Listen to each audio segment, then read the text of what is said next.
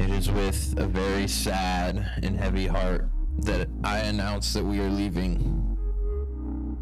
We are leaving on January 26th to go to rock the universe at Universal Studios Orlando. I hate you. I really do. Like, that's what we had like 4 takes for? Yeah. I've been sitting there all day for that. I'm dead. Well, welcome back to the Crossing Conversation. I'm Brian, and this is Devon. It gets longer every time. We can keep doing it. Last week I made it longer. This time you made it.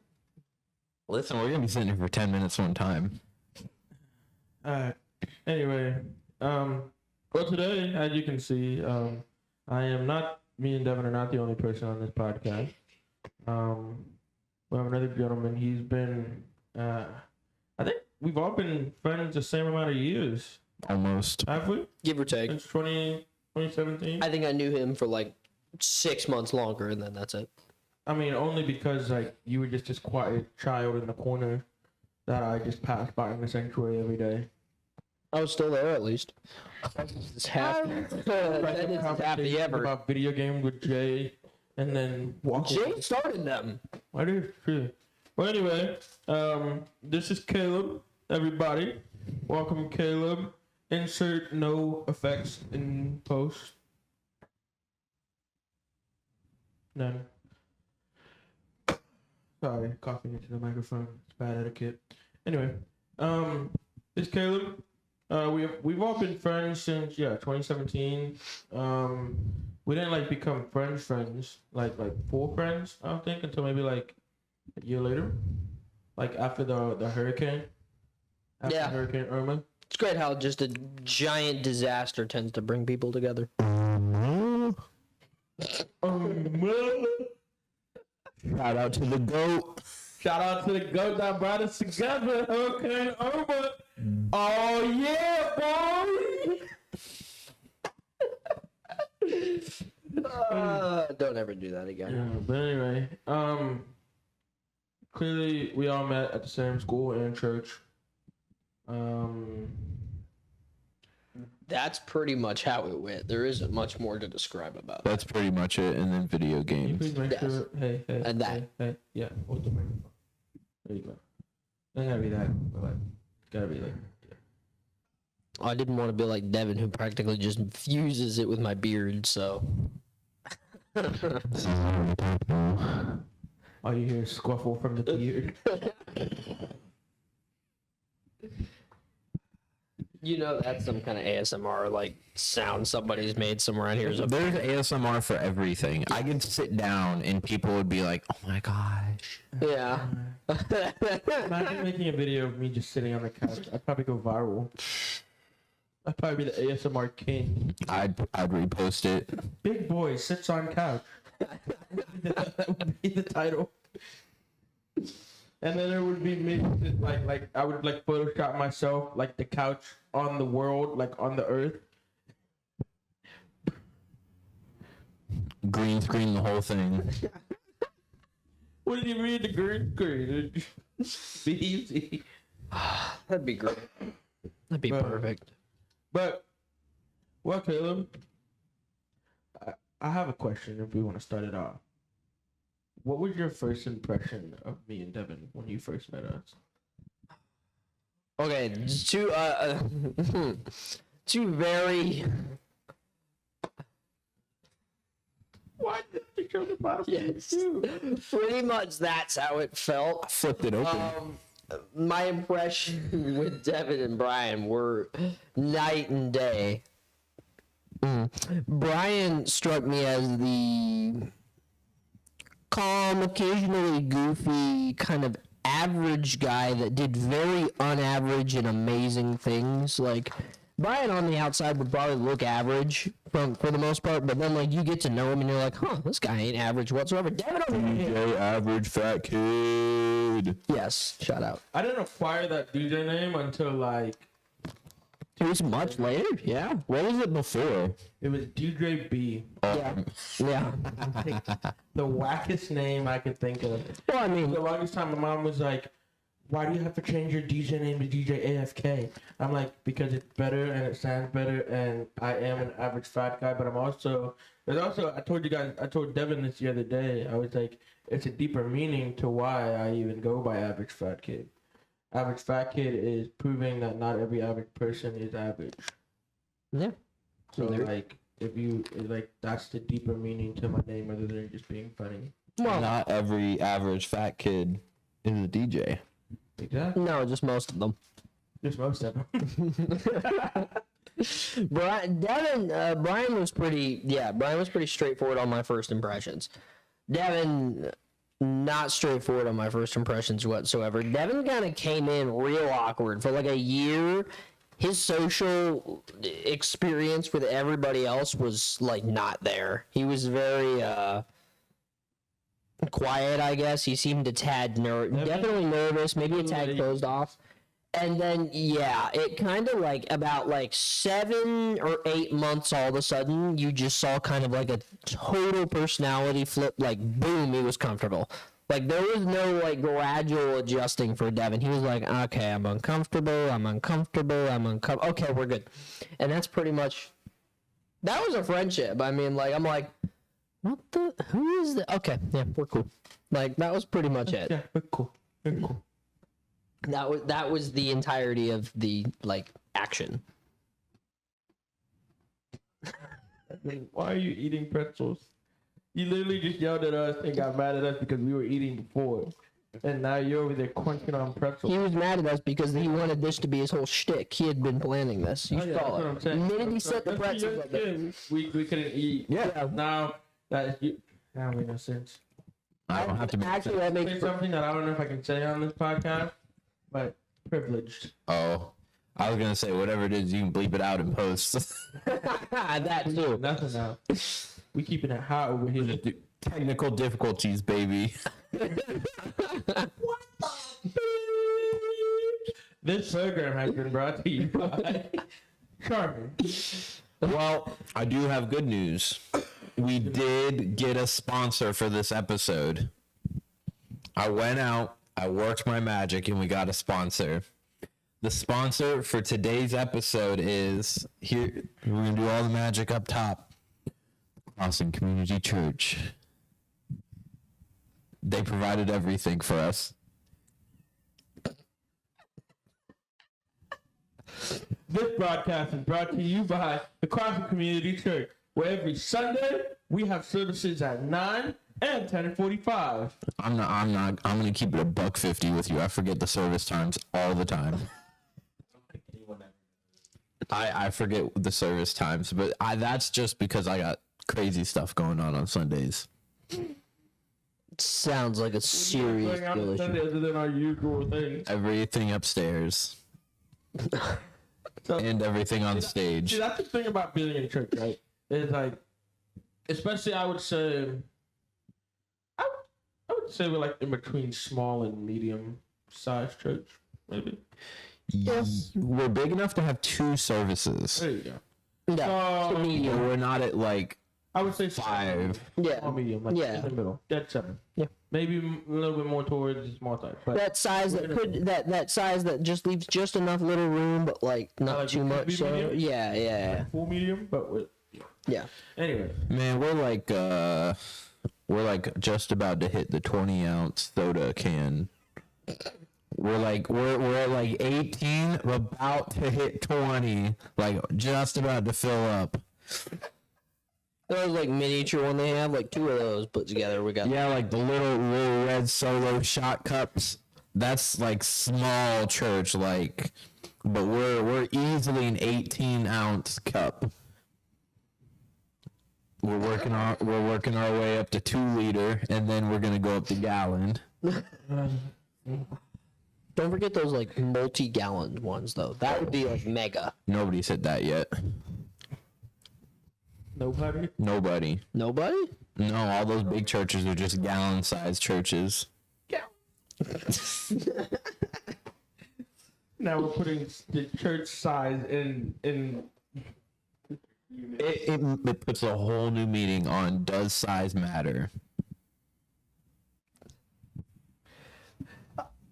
Anyway, let's move on before we get in trouble. Yeah. So,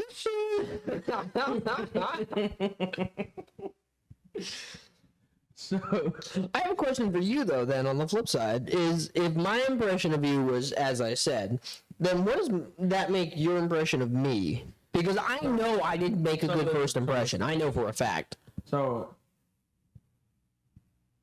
funny thing about Caleb, right? So his mom, who is like my second mom, she was the dance teacher at the school.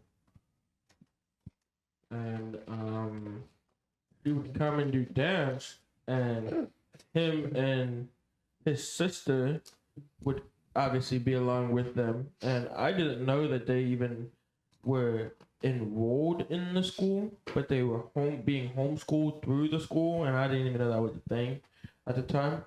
But they would come and just sit. They always had these headphones on, sitting in a chair with a laptop, a phone, or some sort of gaming device in their hand. And that's literally all I knew about them, that they were these quiet kids that came with their mom and they danced. I didn't really have a conversation with Caleb until one day Jay introduced me to you and we were talking about League. And Jay was talking about how I play League with them after, on like Wednesdays before rehearsal and before youth group. And then, after that, what was funny is me and Caleb graduated the same year. Caleb graduated a year early. And what was funny is nobody knew anything about this kid. He pulled up the day of graduation rehearsal, which was what, a day, like 2 days before? It was the day before. It was like 2 days. It was on a Thursday. Graduation was a Saturday. Yeah. We have rehearsal.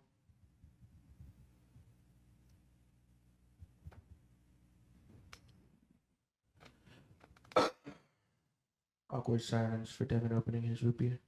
You got this, Devin. But anyway, so 2 days before rehearsal, we're like, who is this kid? And they're like, oh, he's going to be the valedictorian. And we're like, this kid never came to our class.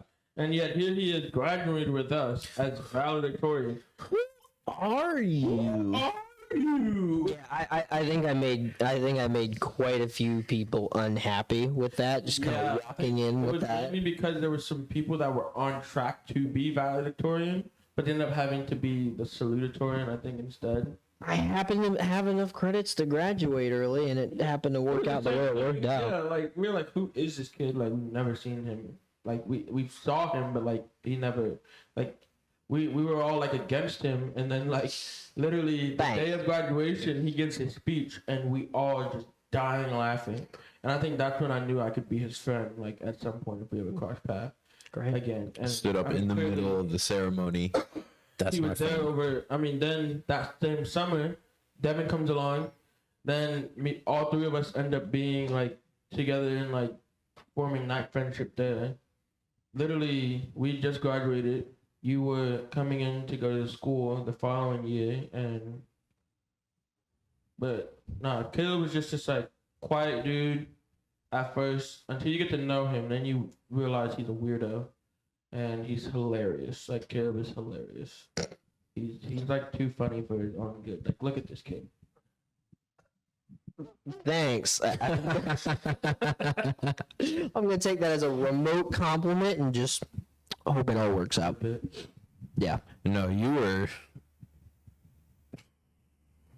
I don't know. I was like, what the heck? I was like, Who is this guy? That's pretty much the worst impression I would From a distance. So that whole first year, I was just like, I didn't know anybody. I didn't want to say anything, and I was just like, I don't want them to hate me just yet. So I took my time and all that, and then as I got closer to Brian, I was like, you know what? Why not? I could be a little crazy. And then that's when it started unraveling, and then this guy came along.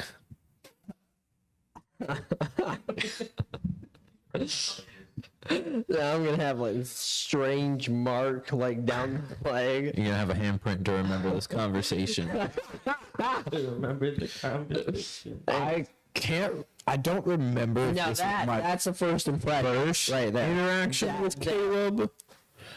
But I'm very sure my first interaction was just playing League of Legends. I think so. I think that was it. I think so. Man, I mean, there was quite a few times where, like, after that, we ended up, like, that was all we did was play video games. Well, we had a period in time where we had like a lot of like we had hard work like separated by like absolutely nothing to do, like chunks of time. That's when we started working at the school together. Yeah, and when we shared the office.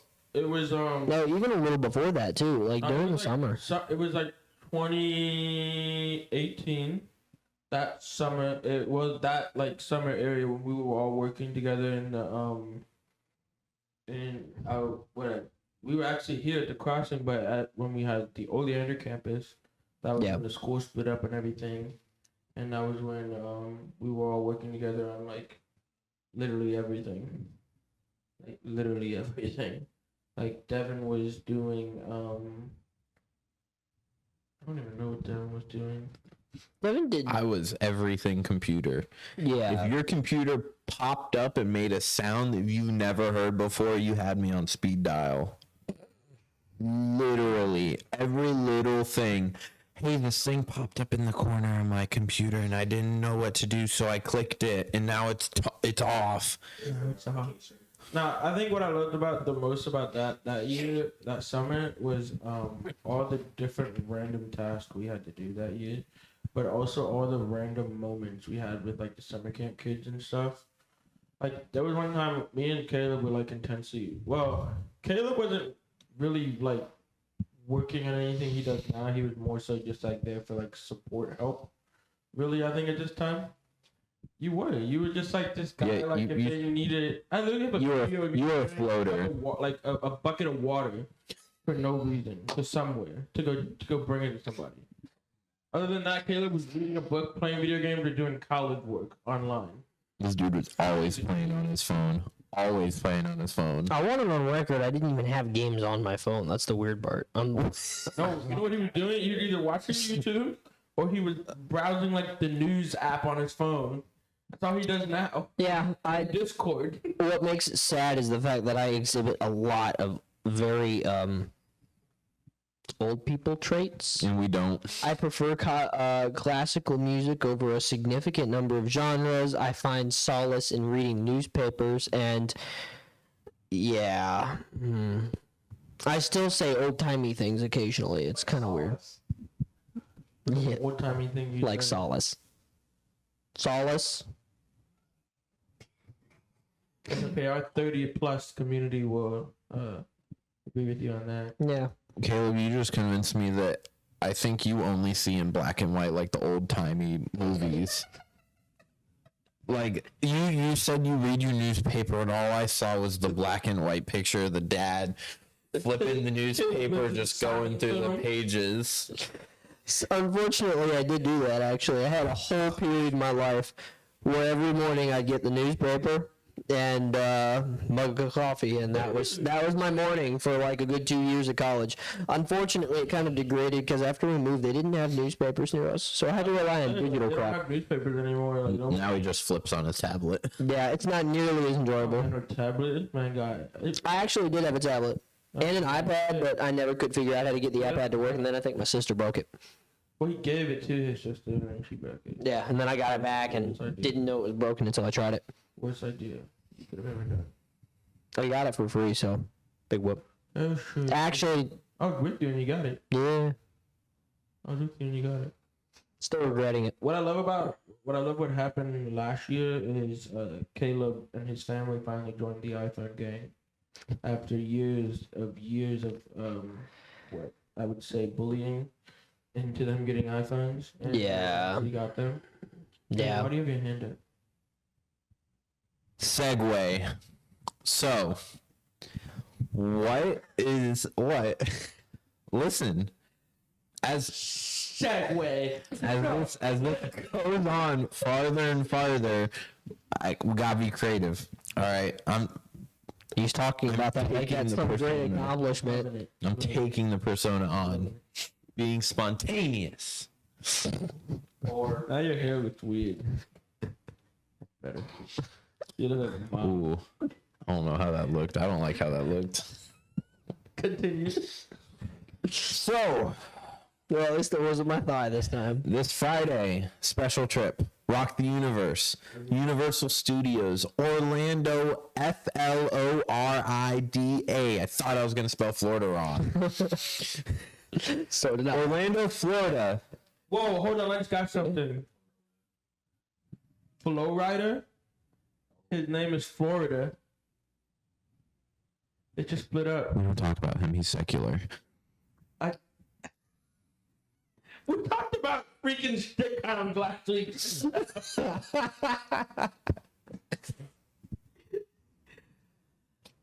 They have office posters hanging all around our office. Watch us pan to it. Can't. You can't pan to it because we're not. Panic. We're not We don't have the capable. camera yet. We didn't pay the cable bill. I don't know what that has to do with it, but we didn't pay the cable bill. Yeah. That's the equivalent of saying, sorry, I can't hear you because I don't see you. Like, you go, what? Anyways, Friday, Rock the Universe, Universal Studios, Orlando. Still have to buy my ticket. You haven't bought your ticket yet? I told you I was buying it Wednesday. You said, oh, that's fine. No, I've just, listen, Hopefully I can still buy them. hopefully. Anyways, You buy your so, Yeah.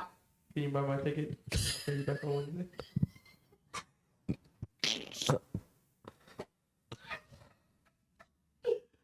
oh my God. Yeah. For real? I'll look at it. There you go. No. Oh. You got money. You don't got no bills. Yeah, you don't know what a bill is, We're Keegan. talking to Keegan. Bill. Bill. You pay your phone bill? You got a car? Gas money? I ain't never got no gas money from you before. Yeah, I make him give me gas money. I just make Keegan buy me food. I make him give me gas Like, money. Let's go to McDonald's. He'd be like, all right, bet. I'm like, you're paying. He's like, Alright. And he like, but he doesn't like horribly disagree. He just looks like heartbroken and disappointed, but like at the end of the day, he'll still be there. Now, the problem is I end up just buying food for him anyway. That's Yeah. how it goes. All right, so we're going to break this down. We're going to do favorite attraction at Universal and favorite place to get food. That's not where you were gonna say it first, was it? Thing to get from amusement parks. No. I don't know any of the food places that I don't know them by name. We'll open it to City Walk. Oh, okay. Well, that's easy, panic, bro. No, I lied. Like sit down food or Anything. Anything you shove in your mouth. Well, forgive me, Bible thumping Christian, but Voodoo Donuts. Oh. Going there. Yeah. Yeah. We'll wait in the line, even if we're late to get in. Yeah. Like I don't. That's probably even by the way. So we won't be late? Well, actually, I mean, we're leaving at 1 so we can check into the hotel. But I can Yeah. make sure we can check in the hotel before then. well, you need to. That's why We're going to call them on the way up there. you're gonna call them. No, don't. No. On the way up there. Don't be a white person. Okay, if you. You walk up How about this? Though? and you schmooze them How about this? at the front desk, No. and they give you extra stuff that I promise you. I'm at Disney, like I'm in hotels like You'll have. thrice a year, and I do it. You'll have to do that. You know what? You That's got fine. that. That's fine. That's entrusted on you now. Okay. That's your hotel man. Yeah. Thanks. You're if we don't have somewhere to sleep, you're the reason why. We get a car. Yeah, we'll figure it out. Worst case scenario, we just Anyway. use a movie theater. Anyway, Voodoo Donuts. My favorite donut there. I don't know if you guys even remember the donut they have there. I don't. Clearly, I remember because of Big Boy Belly. But the Cap'n Crunch donut, I was thinking that one. so good. I think they. I don't know. I wonder if they have a Boston cream one. I don't even remember. I wanted to get I wanted to get the coffin full of donuts. It's like $100 and something, but it's like a coffin that's like bills this week. This big, filled with donuts. But my favorite ride would have to be I can't ride it, but it would have to be between the Rebroadcast and the Mummy. Ooh. But also the Simpsons ride is also like a close second. I like Transformers. That's a great ride. Transformers was absolutely magnificent. Transformers or the Simpsons. Don't we have a picture of me and you posing with the Transformer guy? I don't have that picture. I have the picture that you took of Sounds me when we familiar. went to Rock the Universe the first time. Not back in like 2012, but like the first time we went as like an actual full group that we like of all friends for a youth group. And I have the picture of where it was me posing on the cop guy. Yeah, I remember that. That's still one of my favorite pictures of me. That was your contact photo on my phone for like years. I love that picture. That was such a good That was a picture. picture of a seal. Yeah. I don't think I'm glad iPhone implemented that new thing where people can adjust their contact photo and then it appears like that for me, because I literally don't touch contact photo. Like, I don't do that. Yeah, I don't have. Everybody is just a If you're a blank close friend letter. or family member, you have to have a contact photo on my phone. Like, If you don't have a contact photo on my phone, then you're not a close friend. You only have a contact photo if you set it like as your contact photo. Like my wife doesn't even have a contact photo on my phone. that's tough. Ain't no way. Shout out. I'm not even kidding. He's No, you don't have to prove it. Like, No, I'm gonna show you I believe guys. you. I don't. Yeah, it's tough. What's mine? Am I even at the top of that? Yeah, you're second. I'm second. You're second. My contact photo. I'm not even gonna That's in a small helmet. That's your contact photo. But I didn't set that. I set that. Oh, but you can't set one for your wife. No. I'm snitching. You should be happy about that. She knows. You should be happy about that. He prioritized you over, her. No. Devin only touches me when it's like when he needs me. That sounds about right. Devin I can don't see like that. me. No, I'm kidding. Devin loves me. I love Devin. Oh. Yep, could have gone my whole life without him. All right, Caleb. Rock the universe. Favorite attraction, favorite food. Okay, so the food, that's a long one, so we'll get to that second. Favorite attraction, I'd have to do Rip Ride Rocket. I'm sorry, but like, it's just good. Transformers is nice, but it's a tad like Wasn't it the first roller coaster? mundane. Wasn't Rip Ride Rocket the first roller coaster? No, No, that was his first roller coaster he won. no, But I'm no. not a My roller first was the coaster. Transformers. Transformers ain't a roller coaster, bro. I know, exactly. Good point. And I was definitely underwhelmed by the, like, I expected roller coaster because that's what somebody, I can't remember who it was, told me. And they're like, oh, yeah, it's super exciting. I'm on it. I'm like, this ain't no roller coaster. What is this? But Red Ride Rocket was the first one I enjoyed. Whoever told you Transformers was a roller coaster is not your true friend. Oh, that's aware. Why do you think I'm sitting here and not there? It's an attraction. Yeah. That guy. E.T. I'm not trying to spell that. I'm gonna mess that up. You know what's an underrated ride though? Men in Black. No. Oh. E.T. is the ride you get on when it's like pouring rain outside and you need to get out of the Yeah, weather. It's really cold, yeah. You get out of the weather and you need to just sit and chill in some AC. That's the ride. E.T. is, I just stood at a concert for 2 hours and my legs are killing me and nobody's in line. Yeah. Well, that's what's kind of nice about, Universal and the idea of having Rock the Universe there is the fact that. Simply because the lines still be like hour long. Oh no, the lines will still be there, but like by the end of the night, they're basically non-existent because everybody's tired and the music's been blaring for a while. You have to go on the rides on the big people that people want to see. Three bands. Yeah. Well, that's the problem. That's the Three problem, though. bands that we want to see this year. What? Cody Carnes, Elevation Rhythm. and Lecrae. We have to go see them.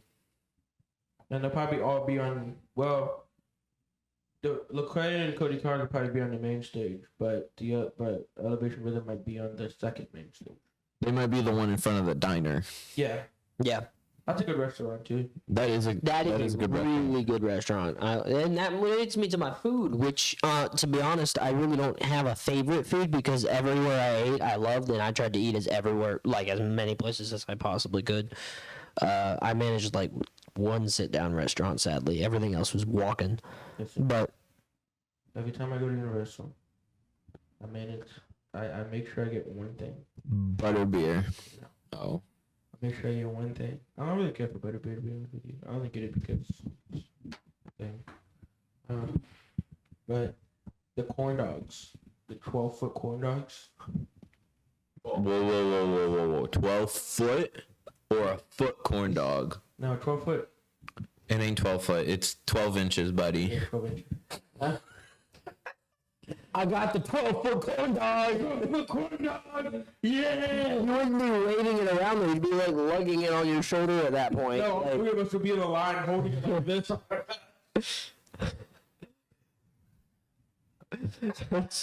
like 12-foot corn dog. Like, we should go to Universal and be like, hey, I have a proposition for you. Oh my gosh. corn dog, but extended. Make us a 12-foot corn dog.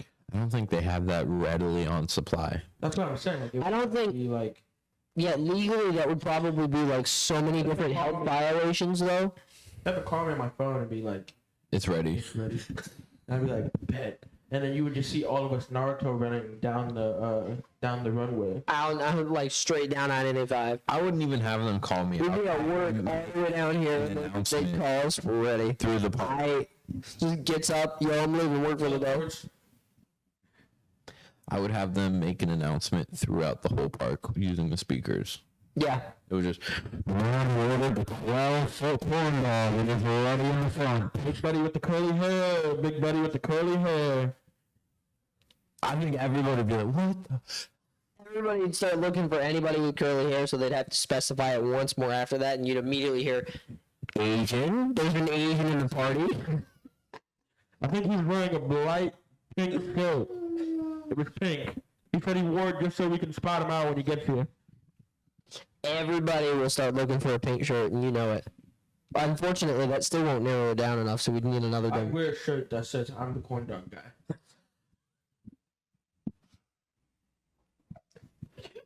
No, what we need to do is we would each wear a shirt, and one would say corn, one would say dog, and one would say men. So Yeah, and then we stand out of order, and it just says, men, dog, corn. Men corn dog.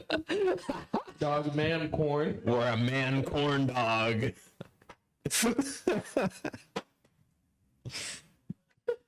So the food I'm looking forward to trying is, well, it can't be at the Monster Cafe anymore because last time I went to Universal last year for Rock the Universe, it was closed. Like they had walls up and everything. I mean, COVID. So this ain't no COVID. They're like redoing it or something. But the thing I want to try is one of them big turkey legs. The turkey legs are unnecessarily good, but only for like 5 minutes. they're only good, like, you have to, like, kind of, like, peek when they're making, like, a fresh batch, yeah, because, like, when they make a new one, but then, like, it sits out there for a while, I don't care how warm it is, it starts to get tough. If I know the park I go to has turkey legs, I will get that right before I leave, and I will eat that on my way home. Oh. Fair enough. I'll have it sit in my lap. You guys ever had the big corn, not corn dog, I'm still on corn dog. I might go to Walmart on the way home and get some corn dog. Oh my god. No, have you guys ever had those big pink donuts? Yes, the lard donut. Yes. Area? Yep. So, like, bro. They're so I'm gonna get you one. The one donut Keegan had, it was stale. They gave him the one stale donut. This dude got Oh gypped. God, I promise you, when they're not stale, they're good. He's not gonna get you any. He's like, But it's good. You're not gonna get me. You know, I just thought your 12-foot corn dog idea would be great if we then accompanied that with the donuts, because you could just put the donuts around the corn. Why don't we just make our own corn dog? No. We're gonna hit up State Fair and we're gonna let them participate in it. That way, it could be a world record. Yeah. We could get some, yeah. Is there a world record out there for longest corn dog? Somebody that's listening to our voice, you need to look up the world record for corn dog. Brian at mycrafting.church and let me know. Let us know how big that corn dog's got to be. Brian at mycrafting. How big that dog is. I'm pissed that almost kicked in. But I'm actually really excited, and I want to go on a couple rides. Oh, We're definitely going on it. No, hands down. if I see any band, I just want to see Elevation Rhythm. Yeah. That's it. And to be honest, I'm kind of crowd like I don't love the crowds, and it's degrading. Well, I don't mind the large crowds of people, but like middle of all of us. after Circle around you. 30 minutes, after 30 minutes, I start to feel it. I'm like, yeah, I'm good, and I don't do like. No, and I'm a small person too. That's probably what has to do with it. Having to look up at 90% of the whole crowd is really the hard part, I think, for me, because I'll admit I'm a genuinely small person. So typically my experiences with crowds are I'm looking around me and I'm either doing one of two things: I'm looking up, or we're so tight together that my feet are floating above the air. You know. No, it's in there. There he goes. Why did you develop an accent? There he goes. Listen, it's like literally anytime you watch a movie and there's like a band playing or something, and something happens in the crowd, they have an accent and it's always British. Always. Yeah. Australian. Yes. Yeah. Every single time he's like, there he goes, he's leaving. Yeah. Play by. See you next Tuesday. Tuesday. Why Tuesday? It was great that the guy floating up in the air would definitely be the one looking down asking that question. He's like, great. So why it's Tuesday? Nah, I'd be terrified. But I work in stop. You're afraid of heights, and it took us years to get you on a roller coaster. The last roller coaster I rode was the Hulk, and that was because Pastor Jay was not going to rock the universe anymore after that trip. That was his last trip. Oh, that is true. But you rode, your first roller coaster was Rip Ride, or was it the Hulk? Was Rip Ride. We did Rip Ride, and then the year after we did Hulk. Yeah, Devin came out of that with trauma. Now, just so you know, so the last time Jay spoke at the church in a place of Craig, he was talking about you. I thought he was talking about me at first. No, I was Rip Ride Rocket Man. Because he had the same, he had a similar thing with me. Because for me, it was a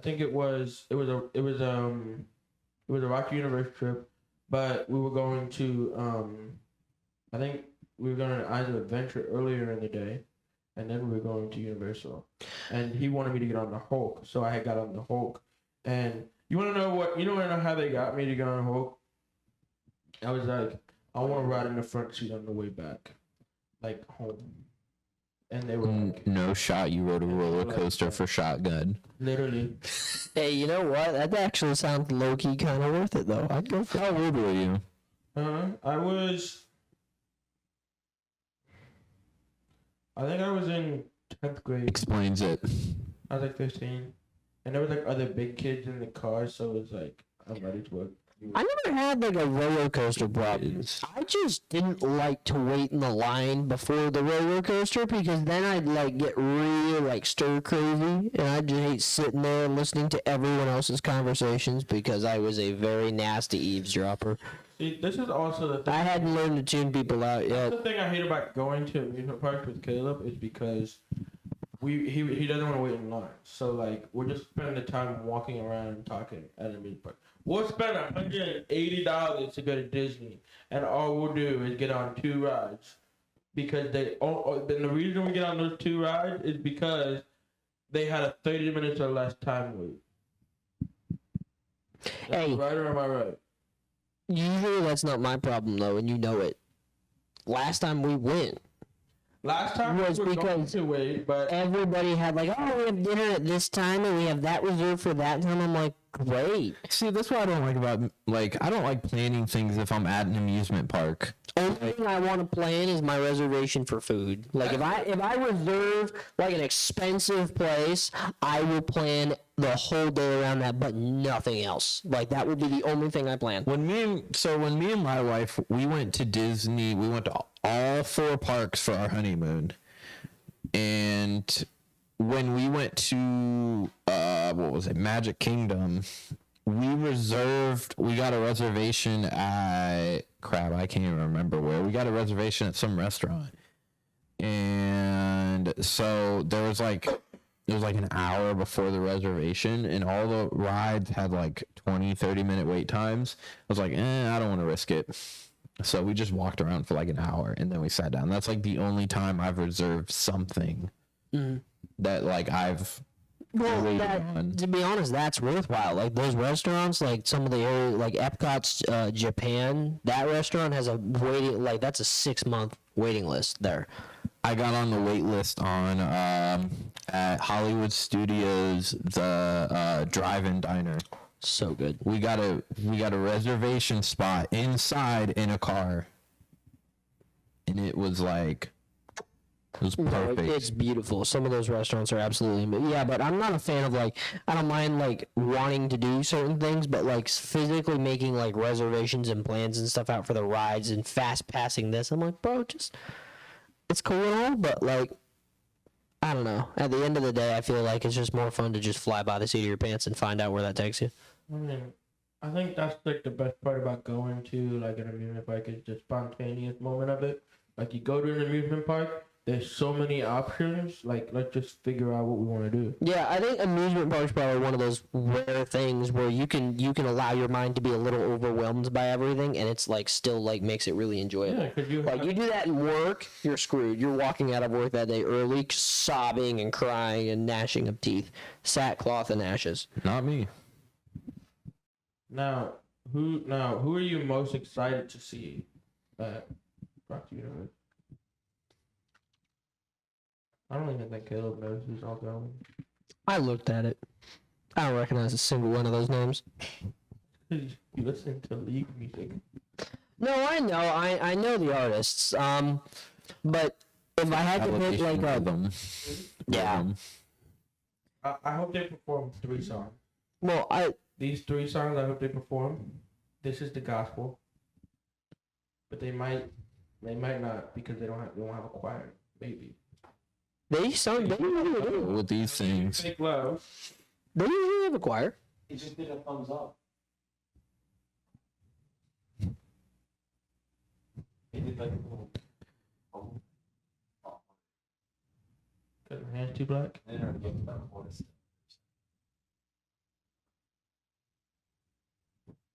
Man, now you just made us sit here in silence. I feel like we're low key trying to like. He likes me better than you. Oh, that did the heart. There you go. Anyway, so, but yeah, I hope they do. This is the gospel, Fake Love, and Purify. I don't know any songs from Elevation Rhythm. But we're playing one of their songs Sunday, so you better learn it. Nice. I think Elevation Rhythm probably is the one I'm most excited about. I don't know, like I'm not in too deep as those particular artists. Like all my good ones are probably gonna be like Saturday. But we're not going Saturday. No, I know. Most of the artists that You want to see Burning Lake then? yeah, I'm much more into that. Cards. My family is much more into that whole group that's happening in Saturday. But that's not to say I can't necessarily, like, to be honest, I love all of them. Most of their music is on point. Man, we're going wild Friday. You're going to have to define wild because I still... Wild. That's all I'm going to say, wild. Okay, that's fine. As long as I... Something? Like, what's happening? No, we're going wild. We're going feral. As long as I get to eat Like, food...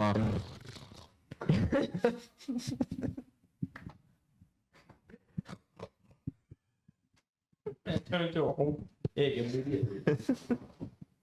I talked about it. You guys just adjusted at the same time and made just so much noise. Thought you were gonna leave me hanging. No, I had to give it a pause moment of dramatics, otherwise Devin's incessant talking and would have continued to interrupt. I low-key want to go to Hours of Adventure on Saturday. With what money? That is the question. You got a wife. Isn't that the question though? If you thought of any "I wish we could" moment, the only stopping factor is what? I don't let money hold me back. If I go on a trip, I'll be like, you know what? I'm facing the consequences tomorrow. Work and live off of like what?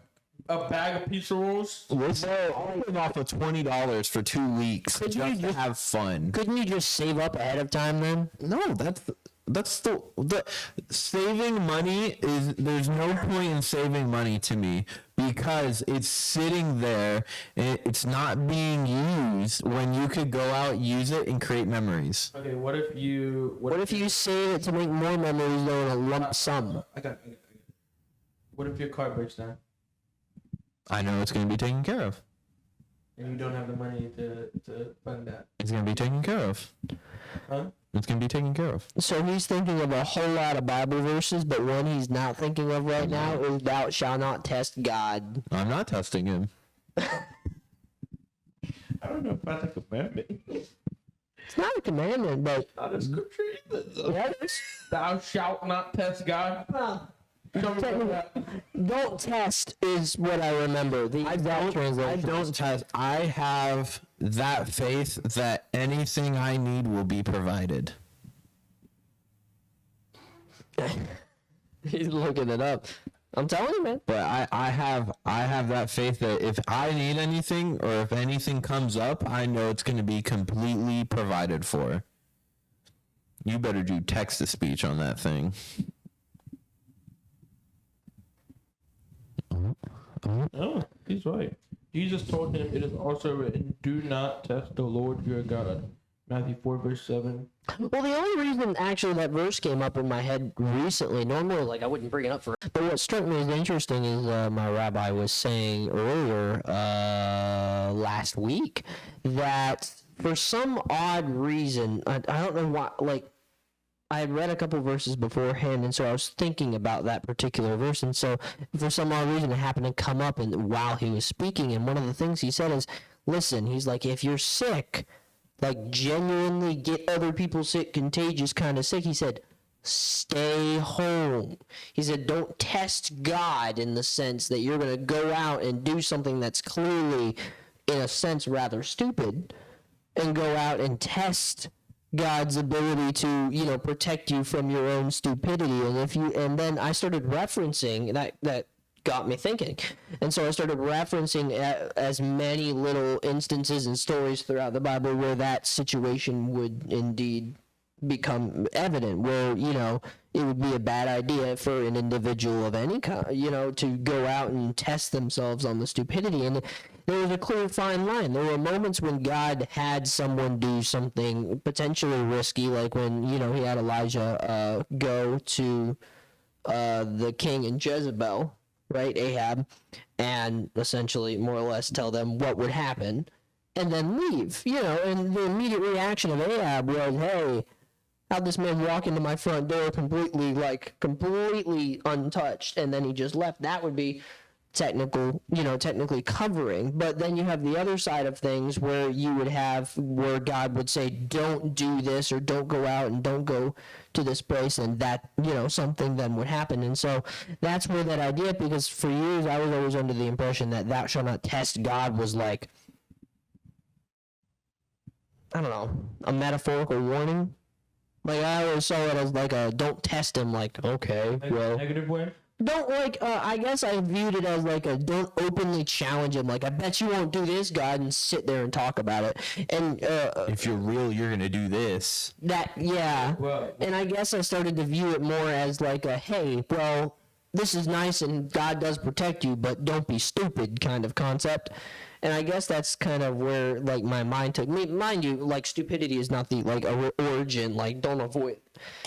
We're not perfect. We're human. But, I guess that concept is what struck me to thinking of that very idea. Mind you, I am not saying that your spontaneous idea is all that stupid. I am very much a fan of spontaneous spending of all sorts. That's one of the tags. Like, if we had tags that described us, one of the top tags would be stupid.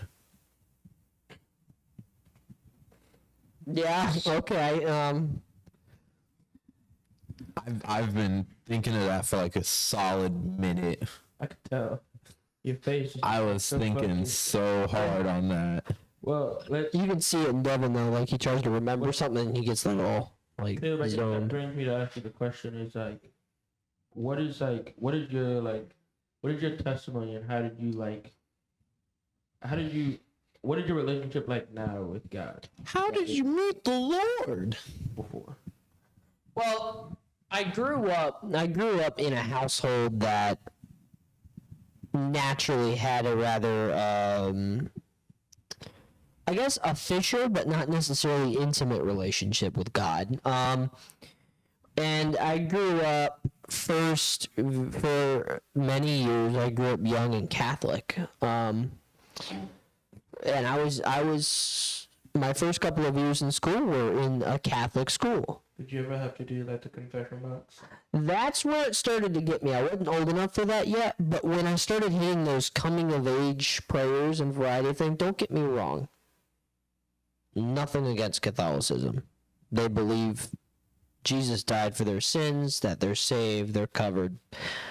But one thing that struck me and immediately set off warning bells and ultimately led to me and my family leaving that church and that school is what turns most people off about the concept is the fact that I didn't have a problem with the formal prayers and the stuff. There were formal prayers. Those were a thing. What got me was the fact that I was doing formal prayers, but I don't recollect ever constantly praying to God himself. I was always, or at least not always, but very often talking to some representative. I would see, a statue of this person or that person. I didn't recognize half of the saints. Yeah, And Mary, Mother of Jesus. Pray to some of them don't pray to God, but they'll pray to Jesus. Some of them won't pray to God or Jesus. They'll pray to Mary. They'll pray to Joseph. They'll pray to other biblical figures that they believe will connect them to, which I'm not completely educated on that stuff. I'm not going to give opinions on that, but the way that I was brought up, even different ways I was brought up, the way that I believe it solely 100% is that you can pray to Jesus, you can pray to God, and you can pray to the Holy Spirit. Those are the big... And that's exactly because the very idea of the existence of God is that quite Three in literally. one. Yeah. And that's another subject I could talk about but later. But what struck me as interesting was right when I hit, I don't even know how old I was. I was pretty young. But I started reading from a very young age, and one day on a spring break day or something, I got my hands on a Bible, and I wasn't one that normally could just see one, especially in the church. We weren't really allowed to just pull up a Bible and start reading it whenever we wanted, at least not in the Catholic denomination I was part of. And I started reading it, and I ran into verses where, for instance, I of course didn't know much, so I read Matthew, Mark, Luke, John. You know what I mean? I went to the things that seemingly I recognized. Yeah, the big four. And I read the verse where, the people were crowding around Jesus, and they're like, "Hey, look, Jesus, your mom and your mother and your brother are looking for you." And Jesus turns around and goes, "Who are my mother? Who's my mother? Who are my brothers?" And that struck me as interesting because in that exact moment, I became aware of the fact that Jesus wasn't exclusivizing himself. He wasn't deeming himself all powerful and worthy beyond our reach, and the people who gave birth to him and whatnot.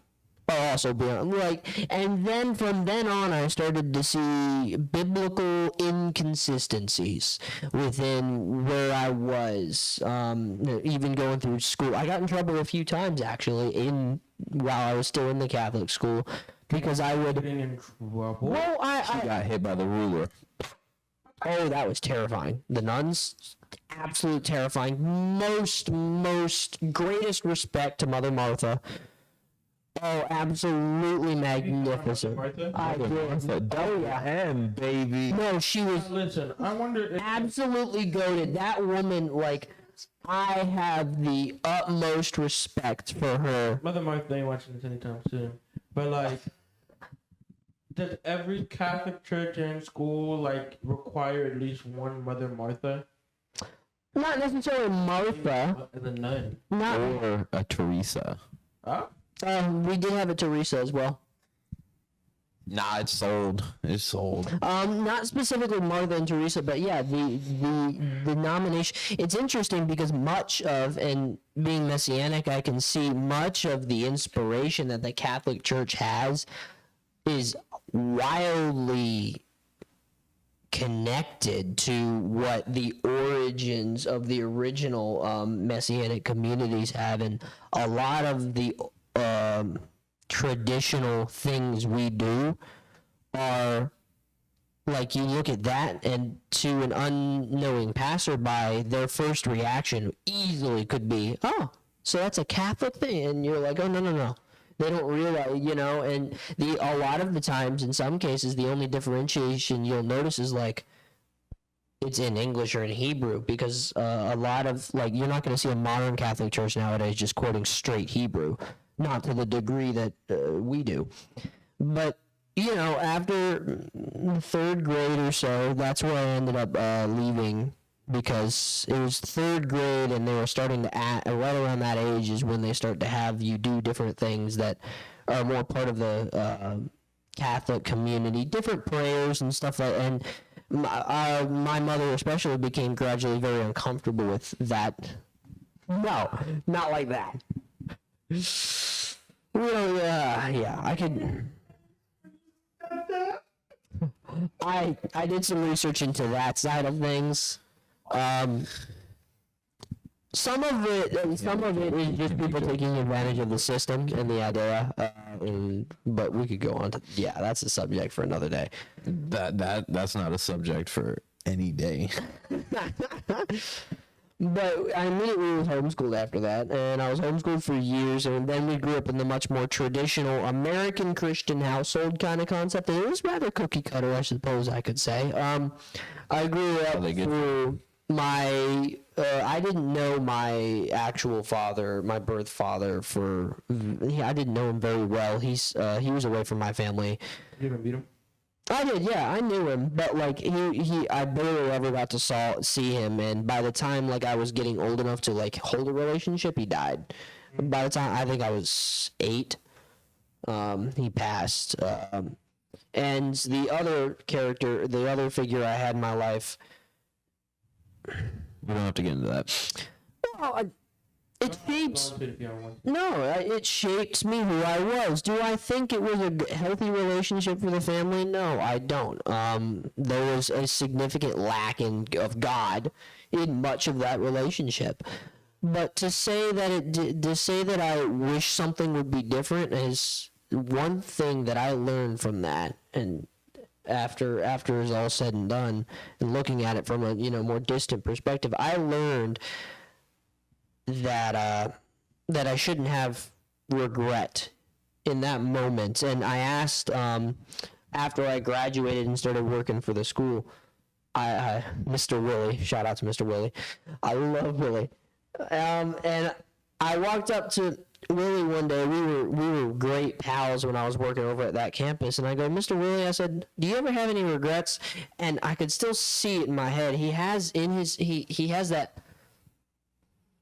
well, Mr. Caleb, no. And he had this contemplative, old-fashioned, just made you happy kind of voice. Like, that was your grandfather. Freeman, but he's actually Adrian, and his voice is changing. anything deeper and more wrathful. Yeah. And he's like, I don't regret anything. He said, there are mistakes, but no regret. Everything that happens supposed to happen according to what God said. And I can hear his voice in my head to this day. And I hold on to that. And I realize that everything that happens does indeed happen according to the way God has seen it happen. It is going to happen like that. So if you have that opinion, right? What about all the terrible things that happen to people? Well, Those I've managed. Yeah, I've thought about that, and I've managed to, I think, and mind you, my knowledge of what this concept is incredibly primitive compared to some of the biggest minds, but I will say what I've seemingly done is classified it in my mind into two situations. One where where it clearly was avoidable. It was a mistake that we should not have done, and we knowably took that choice, and we stepped out from underneath God's covering, right? It's the people have, there are some people who have this impression that if we do something bad, God intentionally punishes us. That's not, or he let it happen. Yes, he does let it happen, but not in the sense that we think. We think of the concept that he physically moves away from us. It's the other way around. He lets it happen just because we're the ones who stepped away from him in the first place. If you're under an umbrella and it's pouring rain and then you start getting wet because you're standing there and Devin's standing there holding the umbrella, and then I step out into the rain,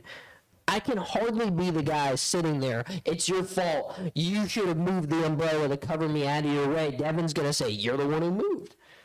And that's the concept that I began to learn, is that a lot of these things are, we step out from underneath because we, for some reason, have justified it in our heads that God should be following us around no matter how many stupid mistakes we make and no matter how many times we try to jump off that cliff.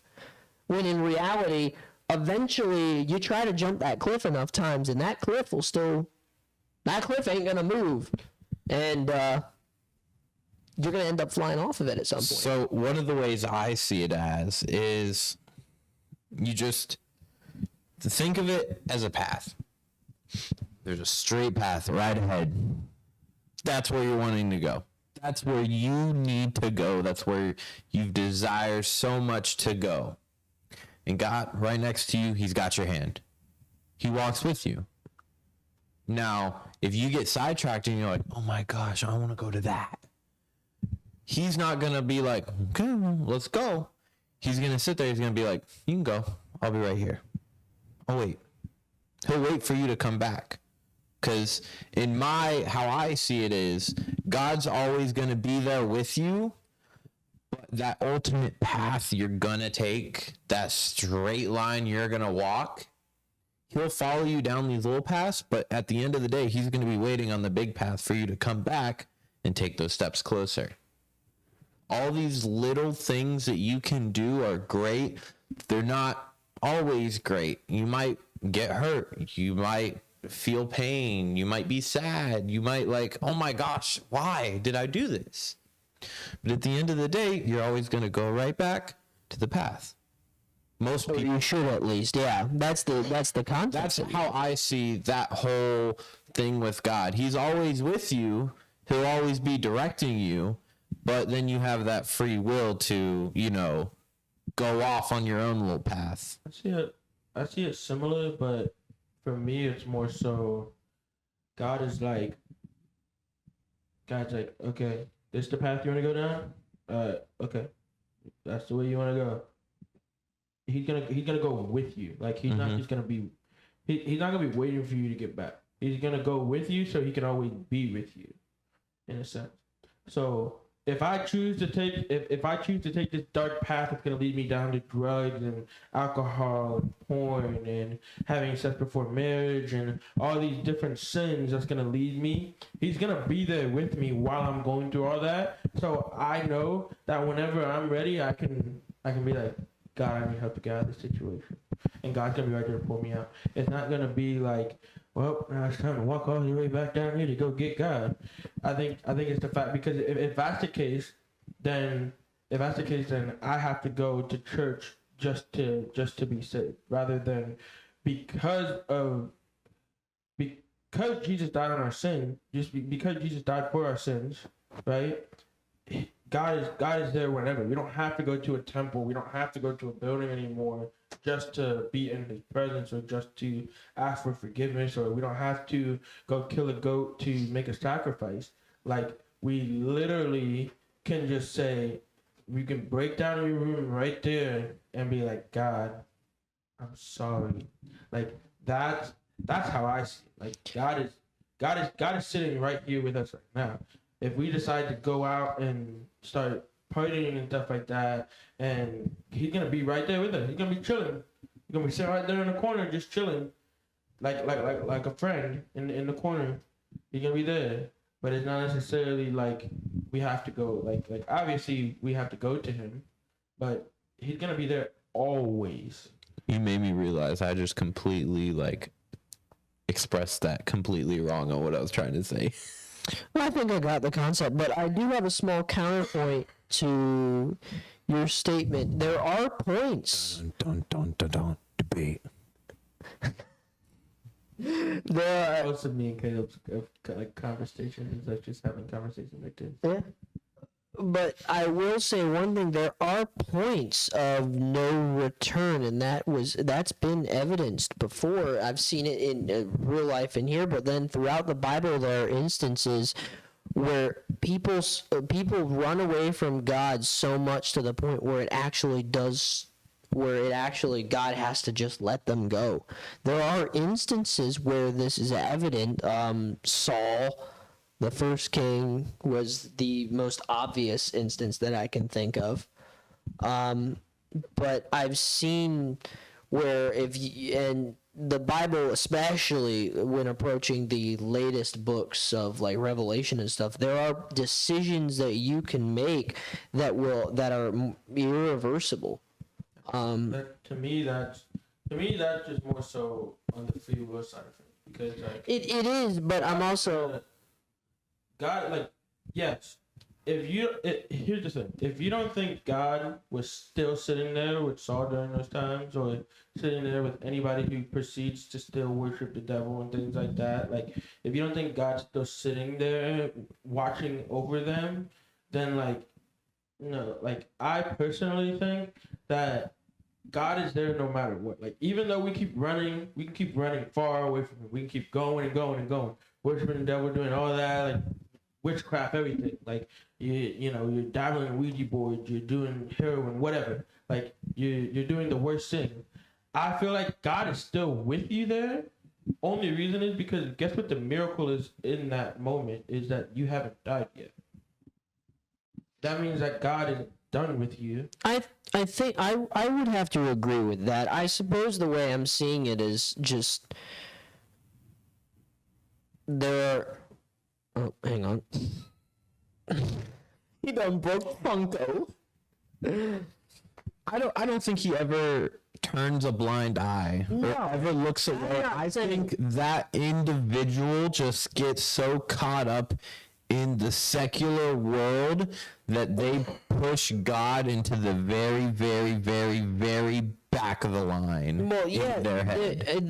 The reason I stated it earlier was because in the Bible, I can't remember the exact verse off the top of my head. Oh, I'm gonna remember it like an hour from now. All of a sudden, That's okay. You can just comment below the video. yeah, I got you. But it's where it says that the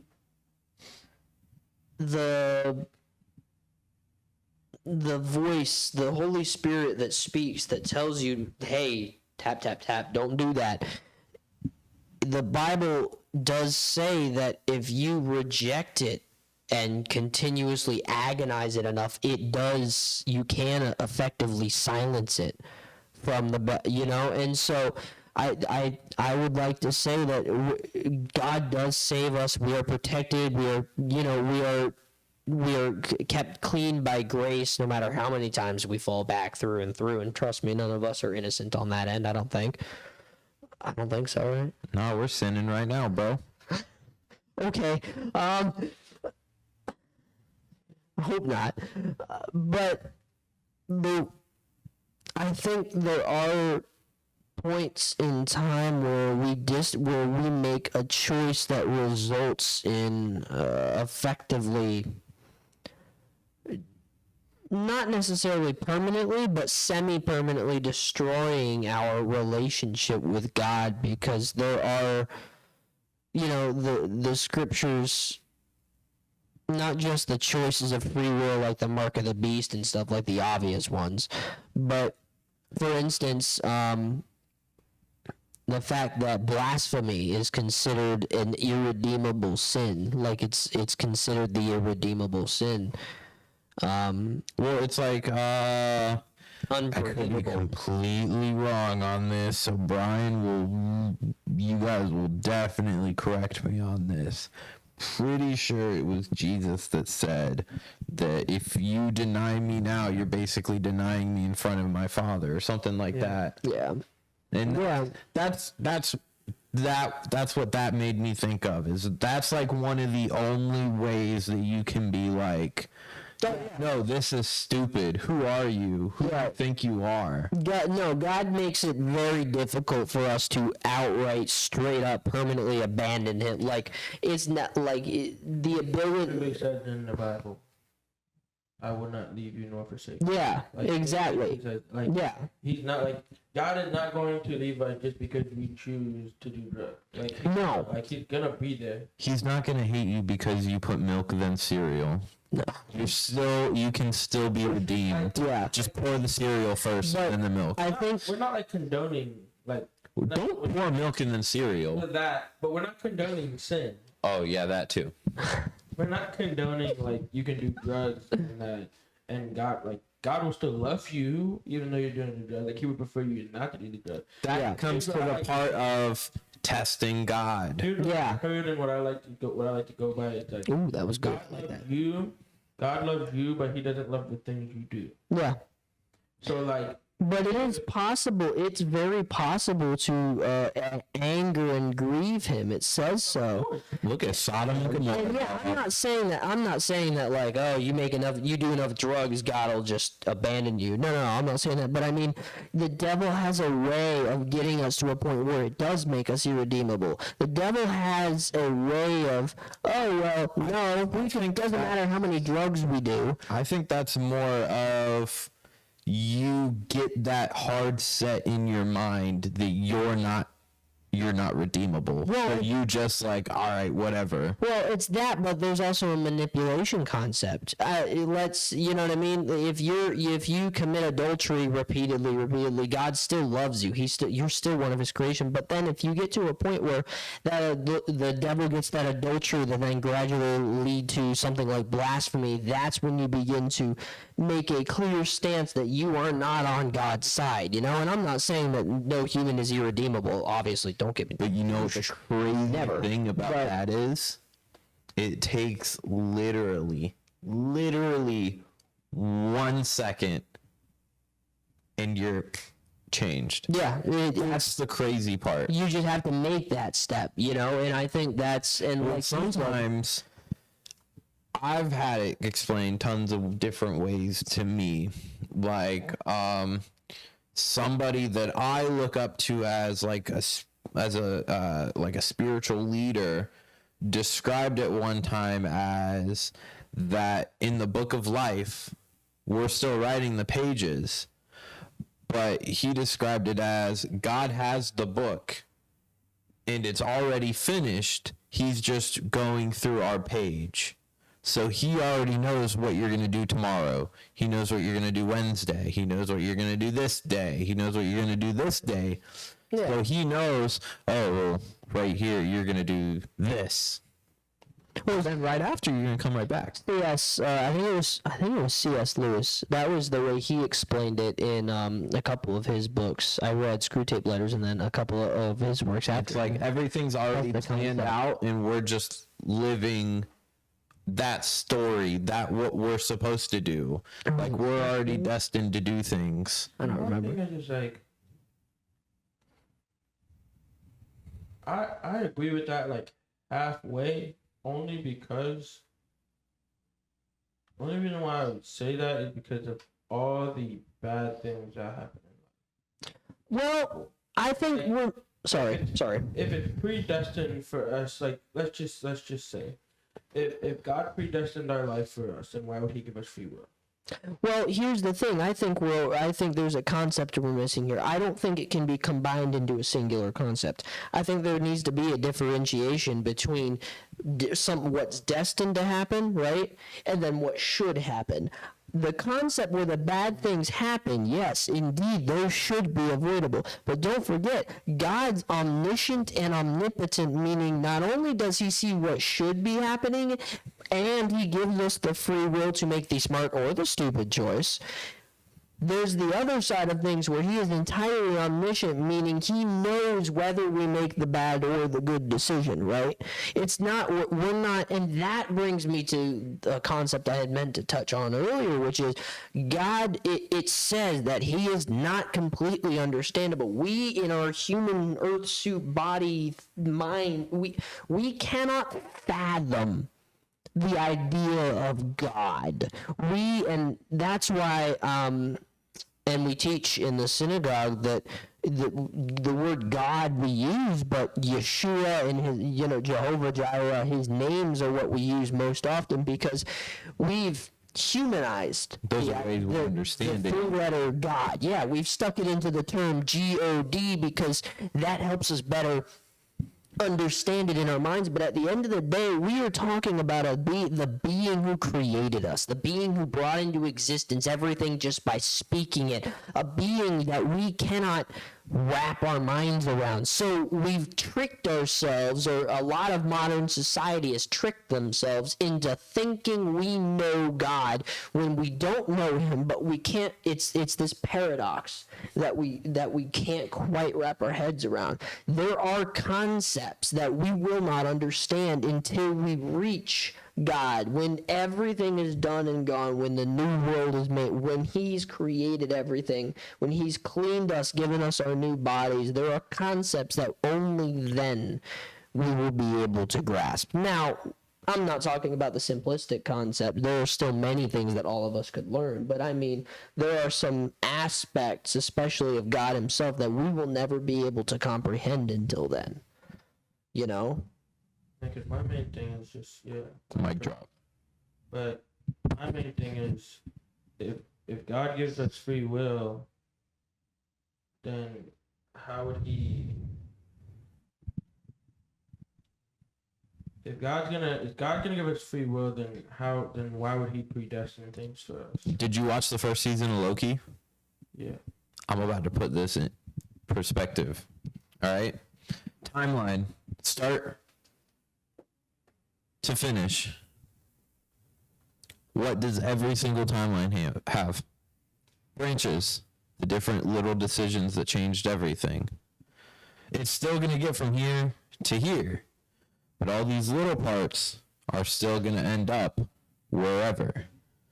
Because your day could go completely different if you have a Pop-Tart, you got cereal, or you didn't even eat. That's where free will comes in. We're all going to get to A to B. The path might not be straight. We might take a little left. You know what? We'll take a right. You know what? Take a little U-turn. So basically, your point to that would be that no matter what, there'll always be a point B. There'll be a point A to B. Yeah. But Everything you do. So it all depends on how we choose to get to that point. And Every path you choose is already. Yeah, and the difference is, what you said. There is the path. What we see is our path from A to B, and only our path. We see the one line, curvy or not, that reaches from A to B. God sees not only the path we are going to take and did take, and past, future, whatever, but he also sees all the other options, because we do have free will. Yes, we can do whatever we'd like, but God knows whatever we like will end up being when we make that decision. So the conclusion out of all of this would be, at least from what I'm coming to conclusion in my head, is God basically sees the end, right? But he sees all the different choices that we could possibly make that's going to get us to that end. And he knows what we're going to take to get to that end. Yeah. He knows before we do. Once again, this leads us to a concept where a lot of this stuff we can't fathom. Our brain will not be able to fathom all of these concepts because God is not. God is not an understandable being in our current state. We cannot understand. Once again, we've classified him as God, God, when in reality. 3 words. Past, present, future. Yeah. There are things that our brains can't. We're trying to stick a human lacking, halfway there, inadequate term onto something that can't be fully covered. You're trying to lay down on a bed and cover the bed with a blanket that's half the size of the bed. We're trying to humanize what we don't understand, so that way we can try to figure out and make it look like we understand. Yeah. We humanize it. We put it in our own understanding. That's where like it comes out of the point of we need to make sure that we're leaning on God's understanding And not our own. Yeah, like because if we lean on our own understanding, we're just gonna keep like what we're like we came to a conclusion because we started to realize like we can't come to the conclusion on our own. The only conclusion we can come to is the conclusion that God of what God has said in His Word already. It's already come to pass of what He said.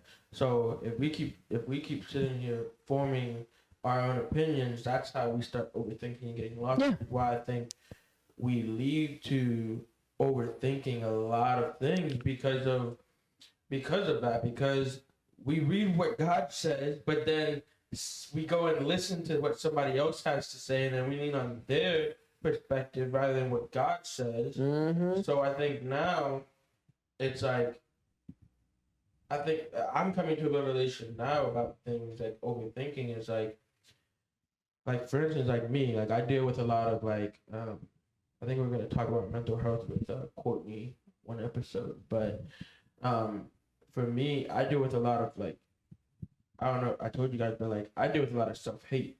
So like if I do something that like or like I fail at something or something like that, like I hate, like I'll self-hate myself immediately. But I also have to remember now, it's like, what does God say about me? God tells me He loves me. God tells me I'm wonderfully and spirit-filled made. God tells me that I am freaking like unique and one of a kind. Like why not lean on what God says about me rather than what the world says about me, or what even I say about myself? And I think we just need to.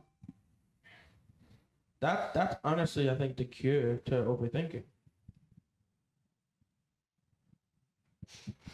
And that's where the big point. That's where one of the bigger points comes out to, which is, if it were that's not our role. It's not our role to sit there and strategize and think out what we should be doing and what we think God wants us to do. And there are instances throughout the Bible, and I will tell everybody this, like this little bit I got here. It's not your job to think. Stop thinking. All thinking has been done. If it were your job to think, Saul would have made the right decision when he went to attack the Amorites. But no, he came back with his orders were explicitly to eradicate all trace. And instead the man comes back with like half the kitchen sink of stuff. He's like, God, look, I thought we could use this. And my immediate reaction nowadays, now that I've learned this, is no. That's not what happened. We think we know what God wants. God gives us a small direction to go, like you said, the little paths. And he's like guiding, right? He gives us pointers, and then we continue running down like an extra bit, thinking we know, oh, you're right, God. And God's like, wait, no, you're right. I totally got that. You don't have to tell me. Like, we got this concept in our heads. Like, here's the main mission. We're putting it in video game terms. Here's the main mission, but we're like, oh, I want to go do this side mission so I can go get some extra money, and then, oh, I want to go get this new gun over here, and I want to go get this new jacket over here, so we're doing all these extra side missions, when God's like, if you just go do the main mission that I have for you, you'll get everything that you're doing these side missions. But I want the sword. Yeah. And we've got it in our heads where we're like, no, it's okay. I can get this first, and then I'll go back to that. And You know what it comes down to? We think we know better than God. Yep. And that all comes down from humanizing the concept. That all comes back to how much are you actually reading the Bible too? Yeah. I think that whole thing is just one secular cloak. That's like, you don't need that. You just need yourself. You don't need that. Well, they've been subtly sneaking that into bits of society for Like, can I be completely honest with you guys? We're gonna be hot, humble, open, and transparent. This is like hot, like borderline cancellation. I really think that mental illness, like anxiety, depression, all this stuff, only really started recently. I don't think they had that back then. I could be really completely wrong and everyone's just like, oh my gosh. But I don't think that they had big problems with all that stuff back then. Like, I think it's a relatively new concept I agree to with the that world. I'll agree with you on that one. I've seen, and I've been in the Certain things like not all stuff, like certain things like certain disorders and stuff like that, like genetic disorder, like that's a completely different concept. I've worked in the education system. I've seen these kids I've seen the ones that are anxious and have this anxiety and this kind of depression and that. I can 100% from firsthand experience tell you it has nothing to do with they have a mental thing that just causes them to be depressed. I've seen so-called depression and this stuff. It immediately evaporates when they find what God has for them. It's instant. It's not this concept where somehow now, over the last 40 years, people have begun to experience clinical and medical depression. That's our excuse. How many times a day do we each have an excuse for not doing something? And how many times a day do we then look back and start to see a pattern in that excuse? Before we go. hot take. So, are we saying, I'm just throwing out a scenario here. Are we saying that somebody who has clinical depression, right? Let's just say somebody who has clinical depression is diagnosed with it, everything, they take medicine for it. Are you saying that those people right there don't have enough faith in God? Yes. Or they aren't. It's not even a matter of faith. Or they aren't finding enough joy in what they're doing and trusting God. They're establishing their mind in the wrong place. I don't think it's something the world's planted in them. And they're holding on to it. Like, when I was a little kid, we didn't have ADHD, ADD. We didn't have all this stuff. He had a lot of energy. Well, I've seen and look, there are things, we try to put a label on everything so we understand what it is, so that way it doesn't seem as crazy or different. And there are mental disabilities and things that prevent slight normalities, right? Like there are instances where they can't communicate via you know what I mean? Yeah, now that's different. But even then, I've seen those supposedly, he's disabled. I've seen those people be the most brilliant human beings on the face of the planet. The kindest, sweet. When I was younger in dance in one of my old churches, it's been years. Tradition. Back in my day. No, not Tradition. Treasure Coast Victory Center. There was a young man, 35 years old. He was born with the umbilical cord wrapped around his neck, and he had essentially what could be considered, he had this very young mentality, like 35-year-old, 12-year-old mentality at the highest, right? He danced. I have never seen such, he didn't have any eye for technique. He didn't know the proper stancing, the idea, the muscle development, none of that.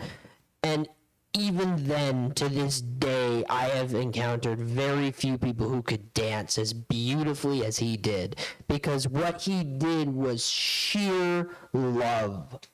All of that he had in that moment was nothing but love for dance, for God.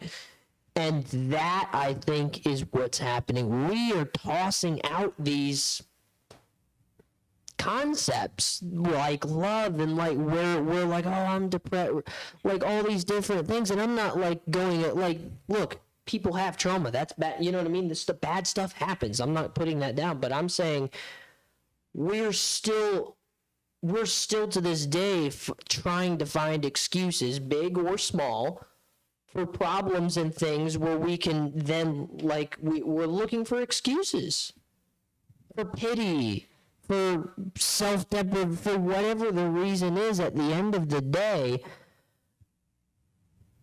there is nowhere in the Bible does it say that God's like, oh, well, you can love me while struggling with clinical depression. Where does it say that? Where in the Bible does it say any of those concepts? I'm not going to be the last person. I'm not the first person. And I bet you there's tons of people that are saying it right now as I speak. This world has just turned its back on everything God. The people that try to rise God up in their... Well, the people that try to rise God up to where we can try to understand it... But yeah. Whatever. Get shot down because it's different. We don't want it. We like to stay comfortable. We like our little bubble. But the only way that we can grow is when we get out of our bubble and we're uncomfortable. I told someone at my job, he just opened up to me. He's like, "Oh yeah, my grandparents are Christian. I went to church with them before when I was younger, and I didn't really get it, but now that I'm a little bit older, I'm like, yeah, God's there and all that kind of stuff." And I said, the best piece of advice I can give you is, if you're comfortable, you're doing something wrong. Basically. Yeah, and there are times for rest and comfort, like even when God created There's times for that, but I think God will make sure that it's time to rest. Because when he created the earth, what did he do? He rested on the seventh day, baby. That seventh day was rest. So there is a notable amount of rest. But if we're comfortable, I teach this in business class, or I did teach it in business class. There's that three concepts. There's comfort. There's learning, and then there's stagnation. Stagnation is essentially ugly. It's when you're so comfortable that you're holding on to the comfort even though it's detrimental to you, to the point where you're taking steps backwards. And it's that concept. We've, unfortunately, as a society nowadays, not only we love comfort, we've embraced comfort to the point where it's causing significant stagnation. Man, they got Snuggies. That thing's comfortable. They got Snuggies, but then it's actually just a straitjacket. We just can't tell the difference. Nah. Which is why, for me, to touch on that topic there, comfortability, I like to say that if I'm feeling like I shouldn't, like for instance, say, God's like, go pray for that person, but God knows I'm uncomfortable, I'm uncomfortable, I have to go pray for somebody. That's how I know it's God. When God asks me to go do a good thing that I'm uncomfortable with, I know it's God. So with that case, I think it we have to be content with being uncomfortable. Mm-hmm. If you're not living your life being uncomfortable in situations and things you don't like to do, then are you really living your life for God? Because if you're comfortable with just opening your Bible and reading a scripture a day and just praying the Lord's Prayer every day, are you really, you have to become uncomfortable with wanting to do more. Yeah, and I'll double up on that.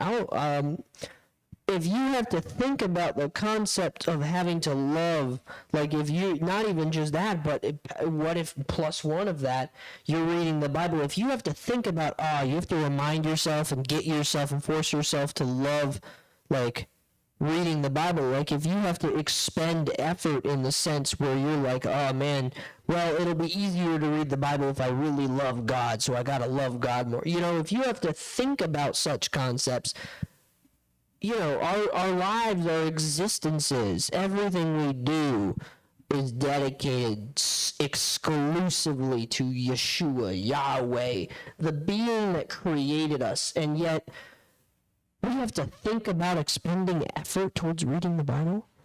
That comes with the fact of like, we need to read the Bible, but we have to want to read the Bible. And that's where, when it comes to things that we need to do better for our life, like, we don't need to apply face cream to our face. Like, we don't need to do that. That's something that you should want to do to make sure your face is healthy.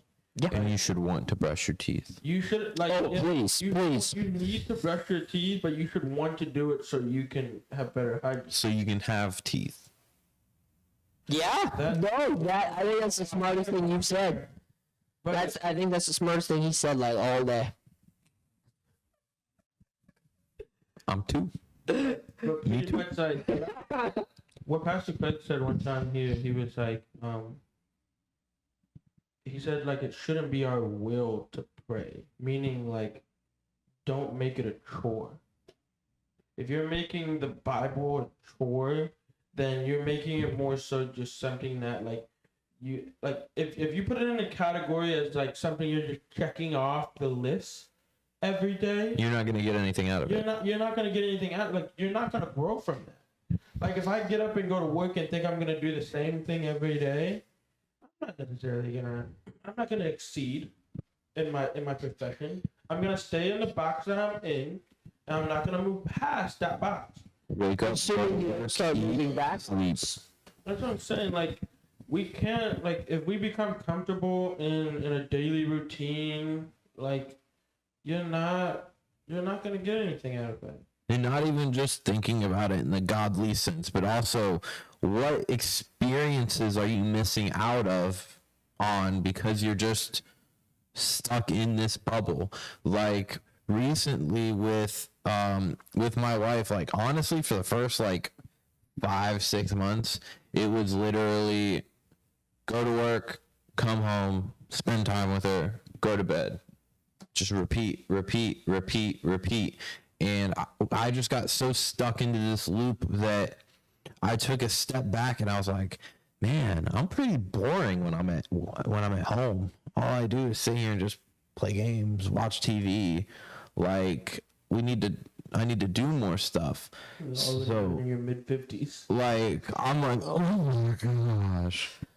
But no, now we're doing more stuff. Like we'll go on date nights, we'll go somewhere, we'll just drive, we'll just go to the store, we'll go to Target and just walk through the aisles as she tries to grab everything, and I put it back on the shelf because I say no, we don't need that.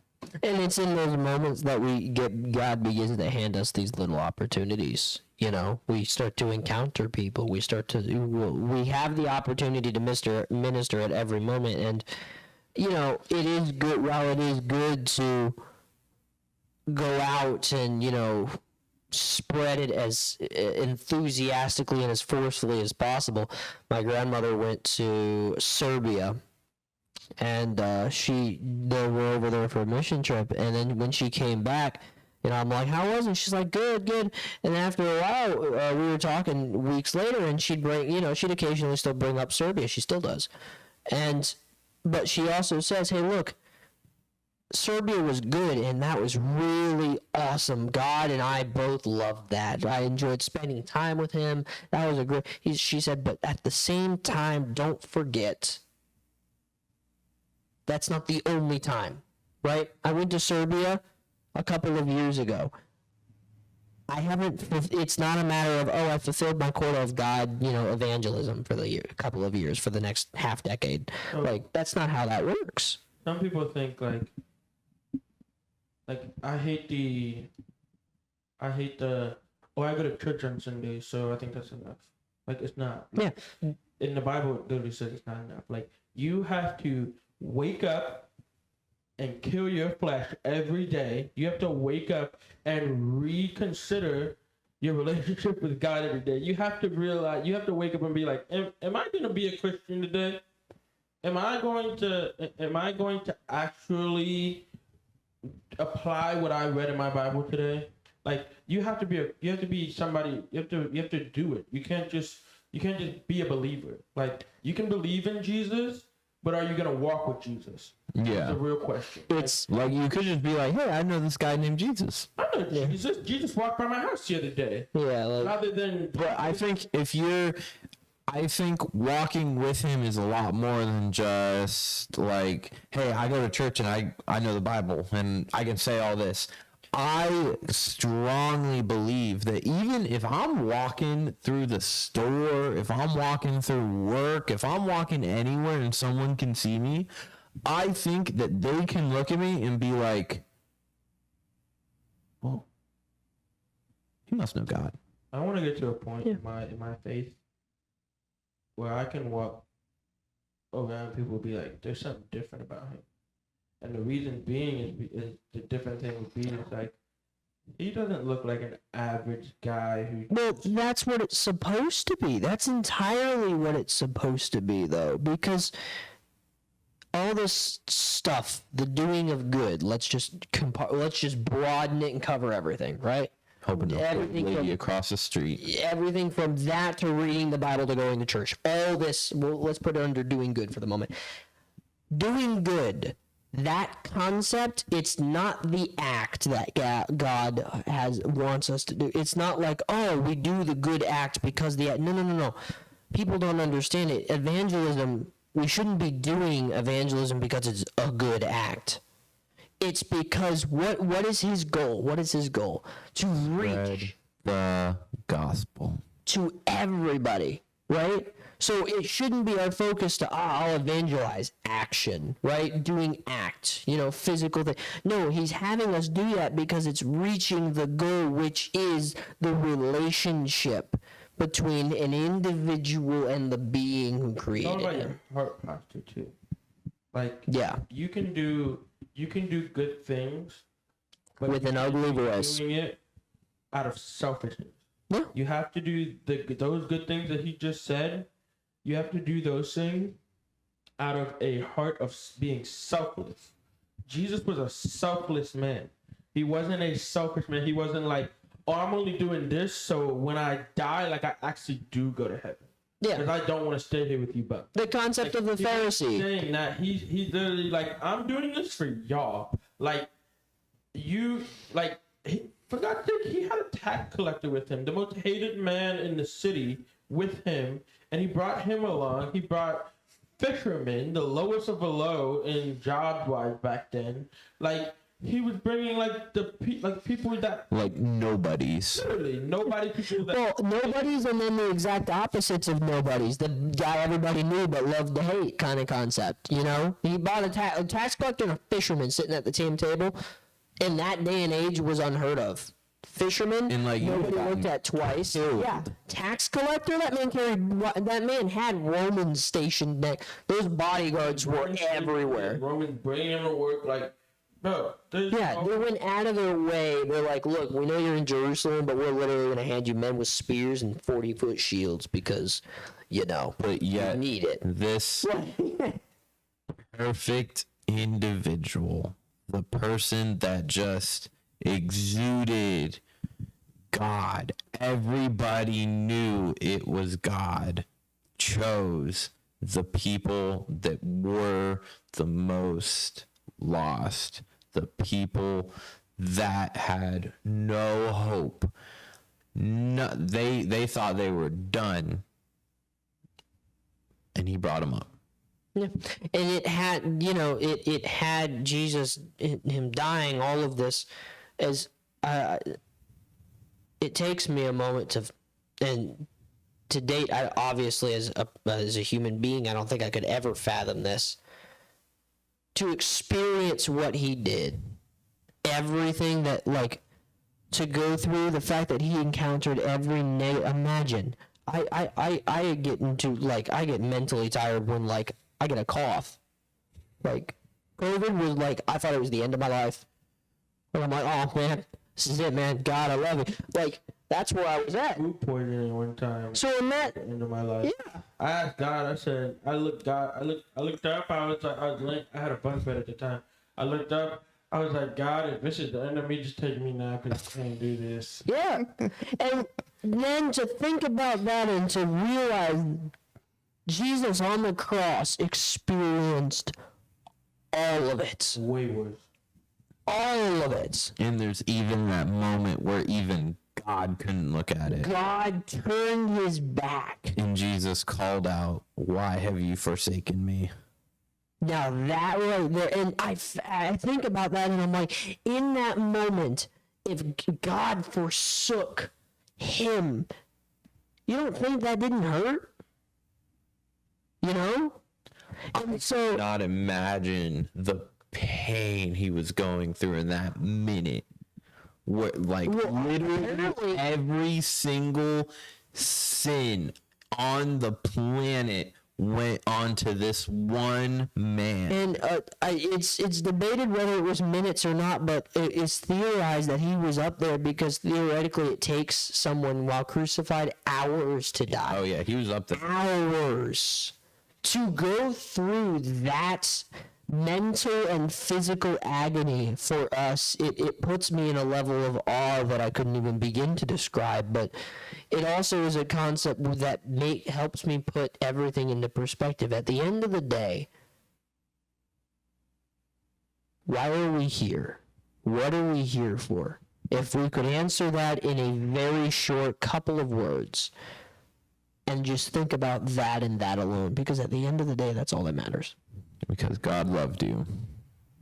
We're here, why? And what are we to do here? We're here to do one thing. We're here to spread the message. We're here to share our testimony. We're here to love people.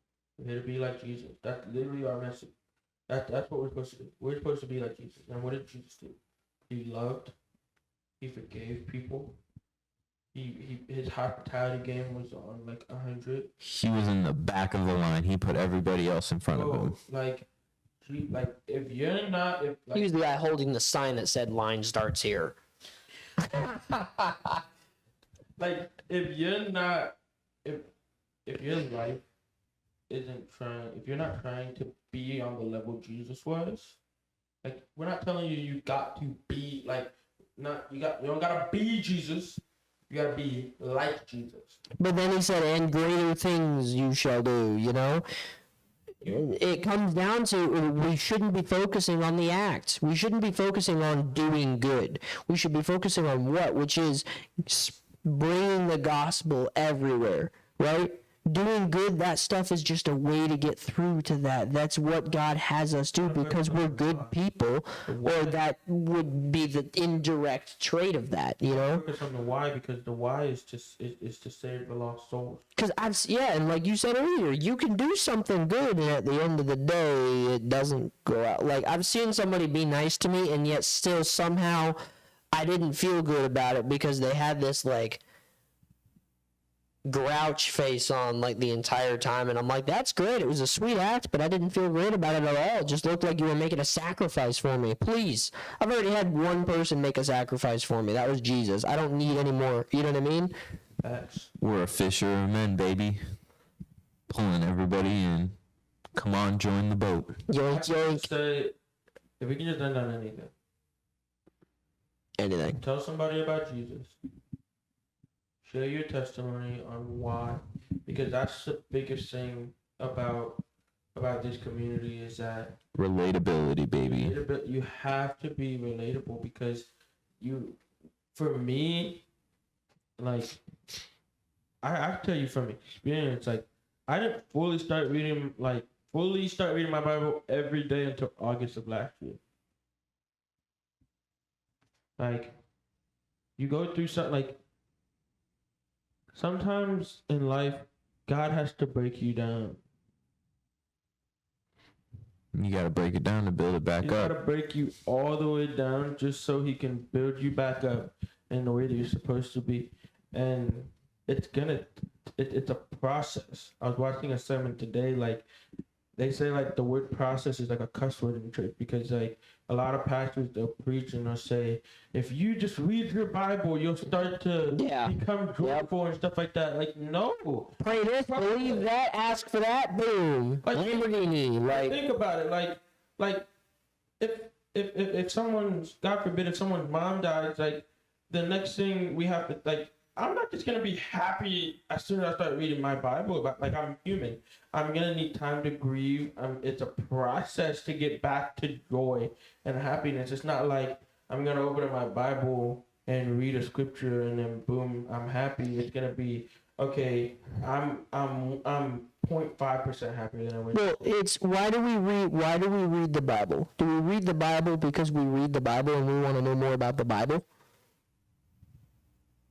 We read the Bible for a very specific reason. We read the Bible to get closer to God. It's called His Word, not our story time. Yeah, it's not called story time, you know? And so Bible for our joy how to live life. our joy should, when someone dies or something, we should immediately just be able to whoosh, and immediately just be okay, enjoy. But that's not the concept here, because we still should be seeking God. God's the one that could do that to us, not us. When John the Baptist died, Yeah, he grieved. he grieved. He didn't just immediately become okay with it. Let's go. On to the next one. Huh? You didn't just go, on to the next one. No.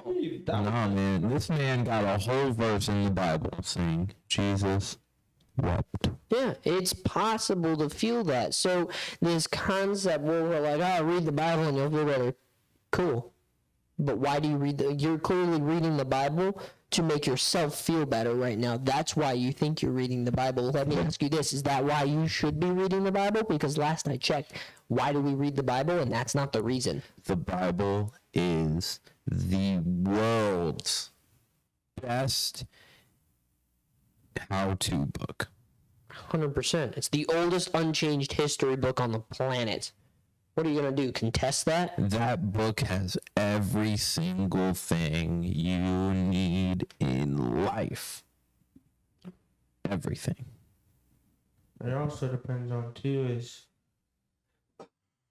how often are you reading that how-to book?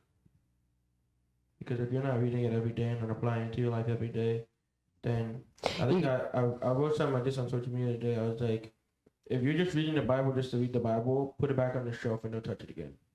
Yeah. The reason being is because God gave us His Word to read and apply. If you're not reading and applying His Word and you're just reading and reading and reading His Word, then there's no point to even touch it. It's a textbook at school. You read that and you use it. You don't just read it and be like, oh, that's cool, and then close it, and then never use it. High school, but Well, that's a bit different. I had it in middle school. Listen, man, all of our books were long and arduous and painful. Even in homeschooling, they were like really. I took molecular science in senior year, and I hated every second of it. you know what isn't long and hard? On Sundays at 9 a.m. and 10:45, where services are only an hour, maybe an hour and some change. Unless God says something else. In which case, it could be 3 hours. And we're being like, what I love Pastor Cook said this year, he's like, we're being obedient to the Holy Spirit. Whatever He wants us to do, we're doing. We've gotten so caught up in just making sure everything's on Being schedule. holy, yeah. We think, oh, God will love us more if we're holy and we're perfect. Sorry, that's not how that works. God loves We're looking at the you. end product, and we think the end product is somehow the way to get to the process. We have it completely backwards. We're like, look, we need to get better at knowing God. So let's be perfect to get better at knowing God. God loves what you're horrible at. He thinks. Well, he you're loves, bad at it. and he loves stepping in that moment when he likes to stay there and watch as it becomes more and more impossible for us, because that's when God is not going to step in and give man the glory. Man does not deserve the glory. Yikes. But second, God's going to step in when it is impossible for us to do anything about it. When we are well and truly screwed, that's when he gets in there. I That's think when people God solve Rubik's Cubes. They can't do that without Jesus, I'm telling you. I hope so, man. I have a buddy at work who literally was having a full-on conversation about, like, network, like, IP, accessing, like, IPs, and he was just flipping a Rubik's Cube like it was nothing the whole time. I can't do it. A gift from God, you'd be able to solve a Rubik's Cube. It really is. Or to understand networking. Both of those together. With that being said, thank you for another beautiful episode 3. If we come back for episode 4, I will be very, very surprised that we did not get canceled for the last however long it's been. They can't cancel us. You never know. Uploading, what are they gonna do? Stop us paying them money to put our podcast out? Yeah. Yeah. Yeah, okay. That's what they would do. Canceled for the mental health comment that the world had stated already, and other Christians. Hey, listen, man. Make an example, baby. If we get canceled, then I can't see we get it. Anyway, with that being said, we love you guys. This is Brian, Caleb and Devon. we'll see you next week.